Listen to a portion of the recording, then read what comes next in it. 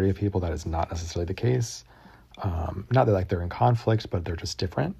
Like they might, their action might be quick, but their emotion might be like, okay, I'm really got to think about this, or I have to like analyze this. But what they do is different. But for you, the two are literally 3 degrees off. That is wild. So that's what's up. But it's also Leo. So like, I think that's not a bad thing. Obviously that's a great thing. But goddamn, you're Leo. So all of that shit for Leoan things is also your feelings. So not just like you are likable, but like you want to be likable, and like you feel deeply maybe when you don't feel that way. Because the moon is how you process things.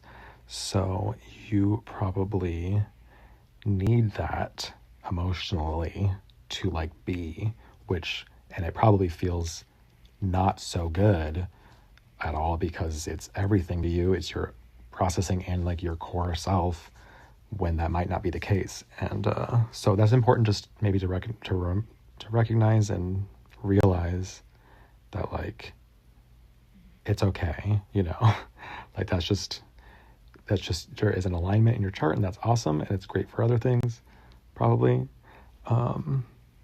because like you're because it is great, but also like they cannot be separated. So just to be aware of that, and then like give yourself grace or whatever, because they are just entwined, the way you are and the way that you feel. Yeah. But like Leos are so good. They're very much the good guys, like the person you're rooting for. They're like the benevolent. I can never like pull that word out. I don't know why. It's not even like a rarely used word or anything. But like they're like benevolent. Like they are just like doing the right thing usually for like a good reason, or like they're earnest.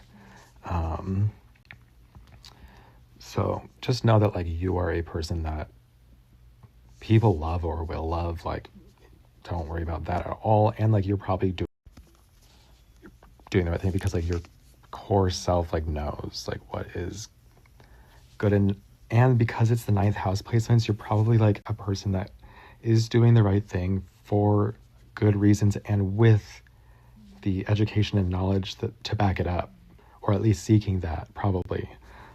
So that's really awesome, actually. So kick ass. But yeah, as we go, we'll see how some other planets are affecting these ones, and then as we flesh things out, things will start to like, the full picture will be drawn more clearly, basically.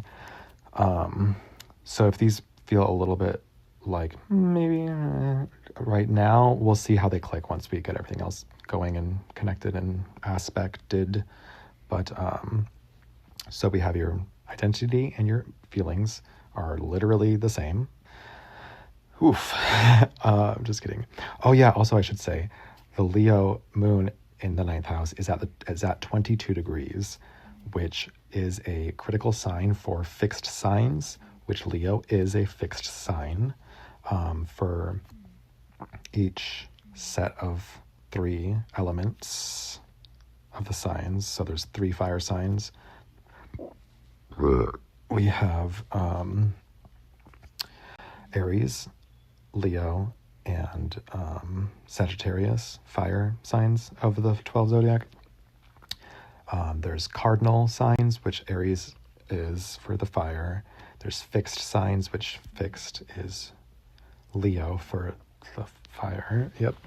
And then Sagittarius is mutable, which is like they're adaptable. Cardinal signs are like the initiators. And then fixed signs, which you are the ones that sustain and keep things going. And they're also fixed. They cannot be moved, generally speaking. When you've got your eyes on a prize, or when you've got your stick in the mud about something, that's where it's fucking staying. And for fixed signs, if the placement is at 8 or 9 degrees and 21 or 22 degrees, it is considered a critical degree. More and 22 of the 4 that are out of the 34 fixed signs is the most critical. So that means that you are extra fixed or like extra stuck in your ways regarding that placement. And for you, that's your moon in Leo, which means that on top of your emotions being just completely entwined with your identity, like fully the same, there's a stubbornness to the Leoan qualities regarding your feelings. So perhaps that plays out in not letting go when maybe you should, perhaps, or otherwise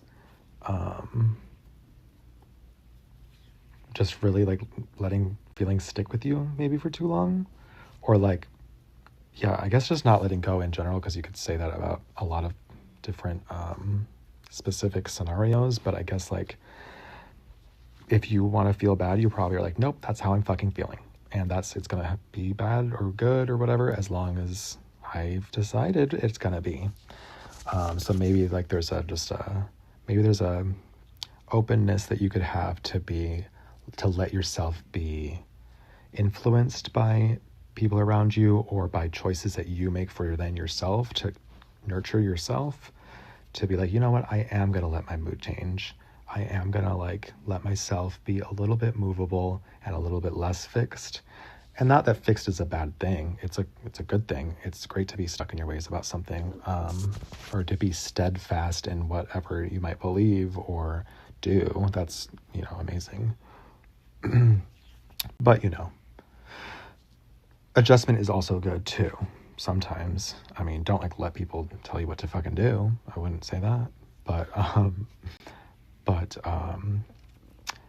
there is always, 2 sides to things, or 3, and it's good to allow yourself to be open to what the world and the universe and other people have to offer you, even if it might, present itself in a way that seems like you don't want it or it's bad, because like a lot of things don't matter,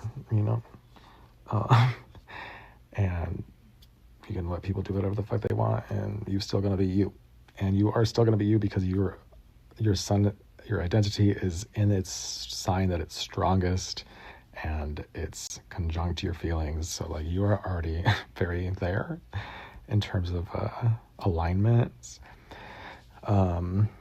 Still going to be you, and you are still going to be you, because your identity is in its sign that it's strongest, and it's conjunct to your feelings. So like you are already very there in terms of alignments. I guess, yeah, we haven't even gotten to your rising sign. Jeez. I was going to touch on Mercury, though, because it's also fucking in Leo.